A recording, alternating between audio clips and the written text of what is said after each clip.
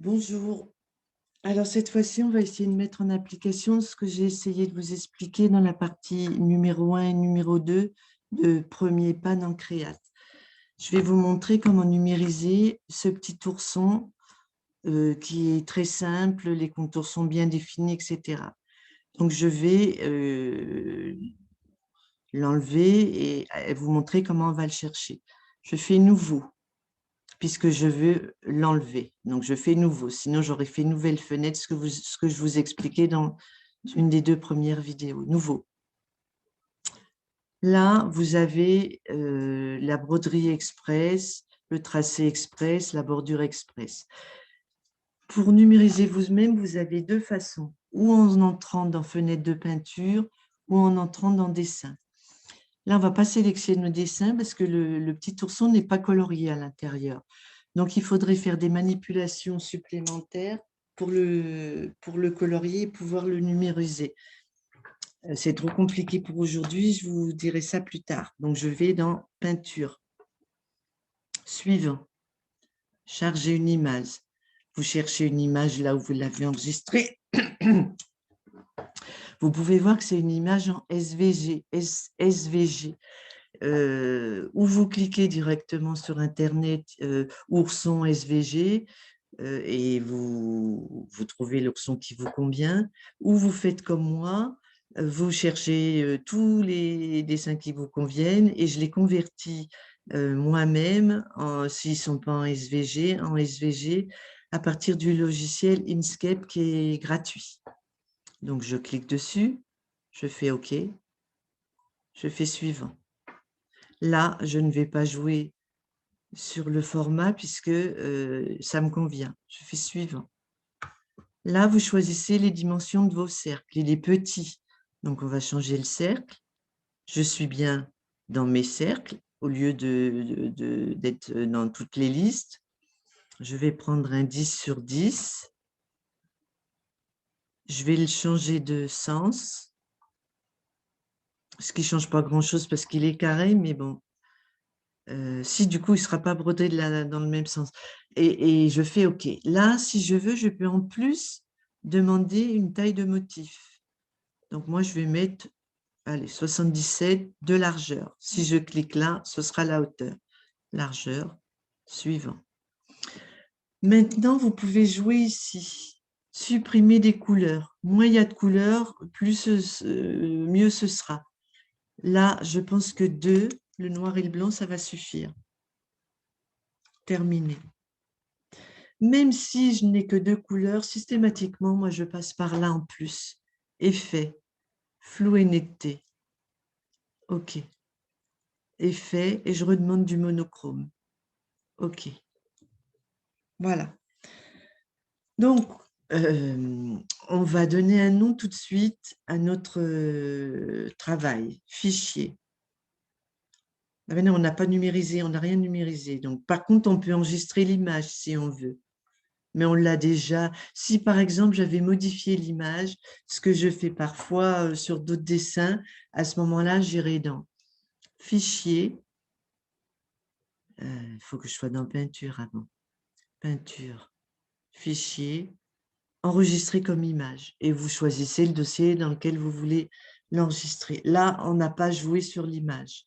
Donc, on va aller dans Création rapide et on va faire une numérisation rapide sans passer par création précise. Donc, je sélectionne remplissage et c'est tout. Je sélectionne cette icône et je vais cliquer sur les jaunes que je veux remplir. OK. Et là, vous voyez, c'est bien le point 3 qu'on avait sélectionné par défaut ici. Je prends une autre zone. OK ou entrée. OK ou entrée. OK ou entrée. Pareil, pareil et pareil. Je pense que pour éviter les étirements du tissu, on dit qu'il faut que les zones qui sont les unes à côté des autres, il faut modifier l'angle. Donc là, il y a quand même une zone autour. Donc, je ne vais pas le faire. Par contre, je vais modifier là. Vous voyez, c'est pas très joli. Et puis, je vois que j'ai oublié le bas de l'ours. Donc, j'ai bien sélectionné remplissage. Ici, je clique et je fais Entrée ou OK. Et maintenant, avec ma roulette, moi, je n'utilise pas ici pour augmenter ou diminuer ni cette petite barre. Je fais CTRL et avec ma roulette, je glisse. Après, chacun ses petites manies. Donc là, je vais sélectionner. J'allume la zone que je veux modifier. Je vais faire rapide hein, pour pas... Je clique sur la zone que je veux modifier. Là, je fais CTRL. Là, il y a un CTRL, je le garde, etc. Je clique sur la zone, clic gauche, et je bouge les points. C'est ce que je vous avais dit dans une autre vidéo. Quand les points ne sont pas bleus, ça veut dire qu'on peut avoir une action dessus.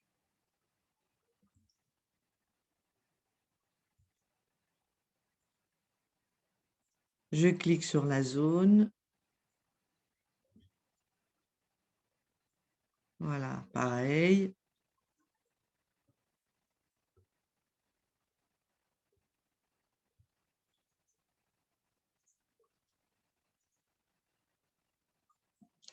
L'autre, pareil.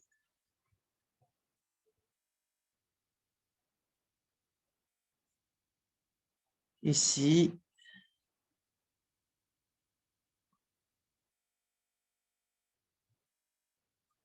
Et ici.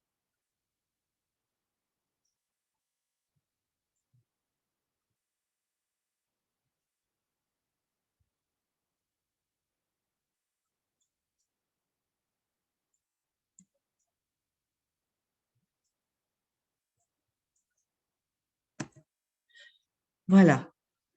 Ah ben, décidément, c'est moche.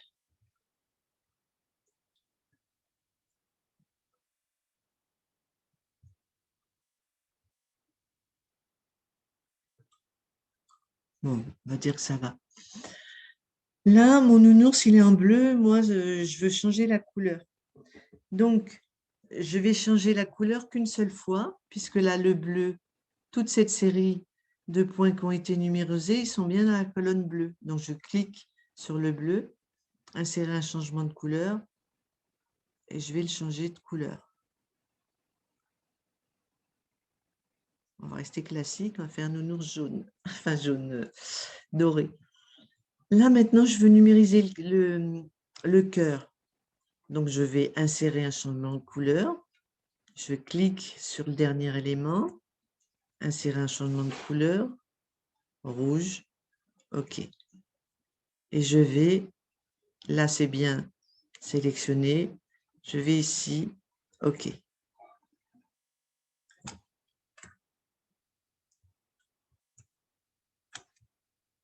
J'ai fait entrer et je vais bouger, contrôle, un peu mes points.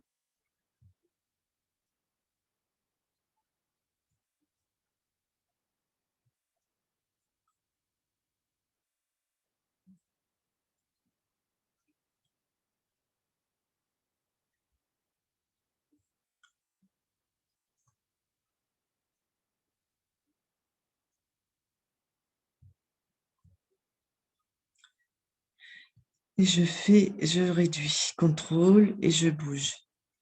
Voilà. Maintenant, je reviens là.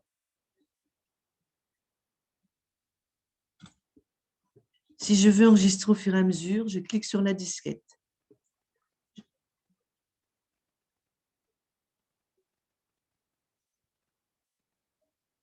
Je vais cliquer, alors je vais refaire fichier, enregistrer sous.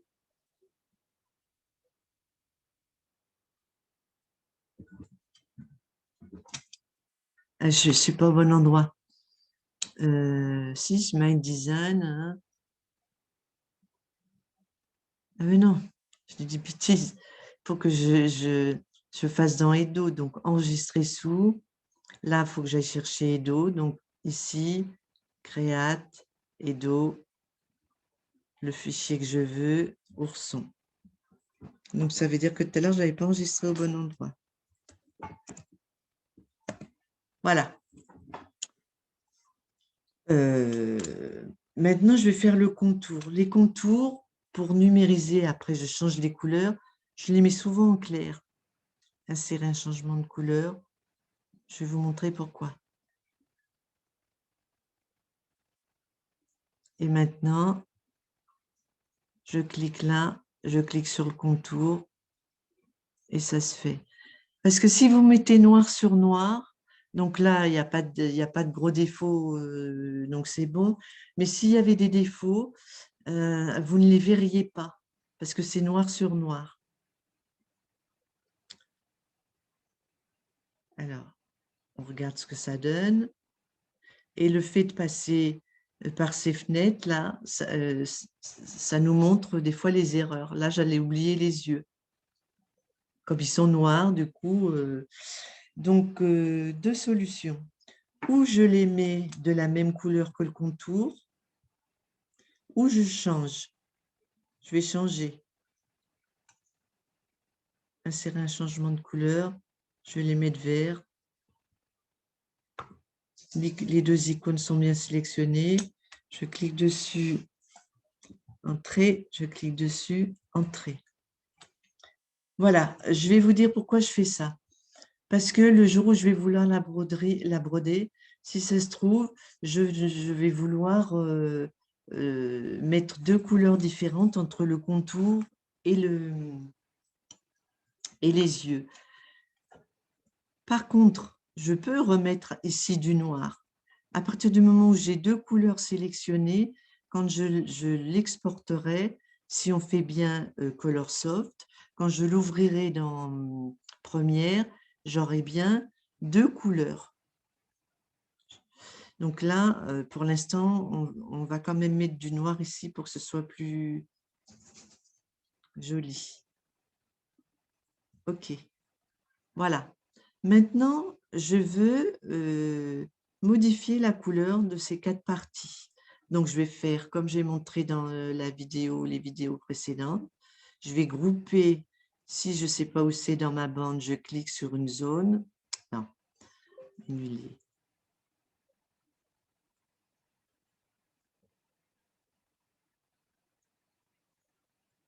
Ah. Bon, je clique n'importe où et après, je clique sur la zone que je veux. Et voilà, c'est facile, hein, j'aurais pu les trouver sans, mais elle s'allume dans la bande. Je clique sur les quatre morceaux. CTRL appuyé.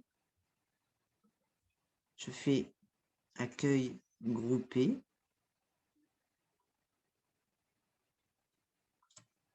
Et maintenant, on a dit dans une autre vidéo que à partir du moment où c'est groupé, l'action que je vais faire va se répercuter sur tous les groupes. Donc, je veux changer quelque chose, je me mets au-dessus de l'élément que je veux changer. Insérer un changement de couleur. On va mettre du beige clair.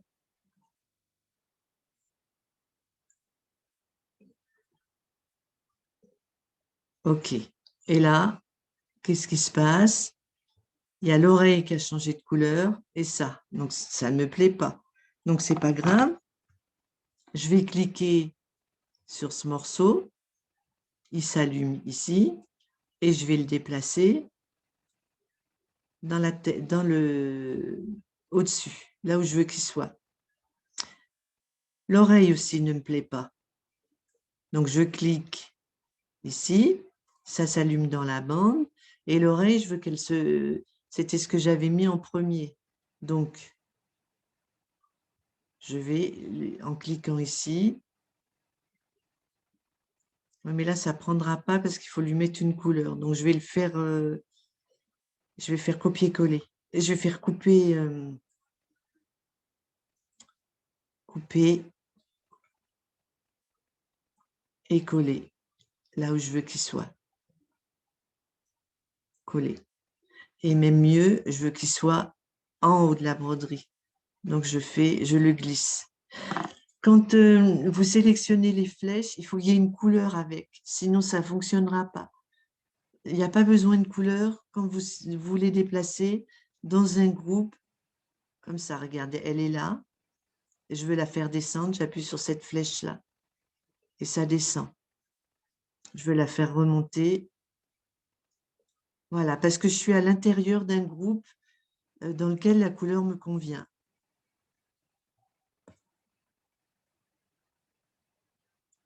On va défiler la broderie. Hop, on peut accélérer ici.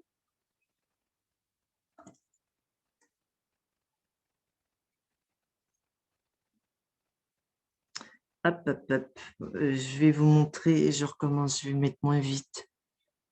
Vous voyez, le point de base, c'est ça, c'est ce qu'il y a là en dessous. Ce qu'on a programmé qui se fait automatiquement. Alors, parfois, il faudra l'enlever parce qu'il va nous gêner. Mais là, sur des motifs comme ça, vous voyez, ça, c'est le point de base. Donc, on va la faire défiler jusqu'au bout.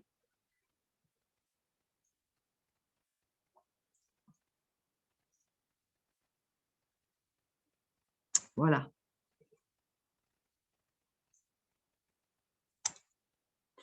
Si je veux que mes yeux soient noirs, je reclique sur le vert. Je fais insérer changement de couleur. OK. Mais je laisse bien les deux noirs. Comme ça, quand je l'importerai, quand je ferai l'export dans Première et que je l'ouvrirai dans Première, j'aurai bien deux noirs. Mais pour ça, il faudra bien que je fasse Color Soft, que je clique sur la, je vais vous montrer, sur la touche Color Soft. Avant, je l'enregistre. Donc, où je clique là, et ça enregistre automatiquement, ou pour vérifier, être sûr que je n'ai pas fait de bêtises, je refais le chemin, enregistrer sous, je vérifie là, je suis bien dans Edo et je fais enregistrer. Oui. Maintenant, je vais l'exporter, enregistrer la broderie. Et c'est là que j'enlève le Color Soft. C'est-à-dire qu'il ne va pas me supprimer, me faire de... Il va laisser deux noirs au lieu d'en mettre qu'un. Donc, mon format, il est bien, c'est le bon. Je fais OK. Je fais, là, c'est marqué tout seul. Je fais exporter. Et on va aller vérifier. Ouvrir. Je cherche mon fichier. Pour vous repérer, regardez ici. Bon, déjà là, il y a le P, mais des fois, c'est pas plus mal de vérifier Première, My Design. Sinon, j'aurais eu Première, Sample, Create et DOS. Je crois que c'est ça je cherche mon ourson. Ouvrir.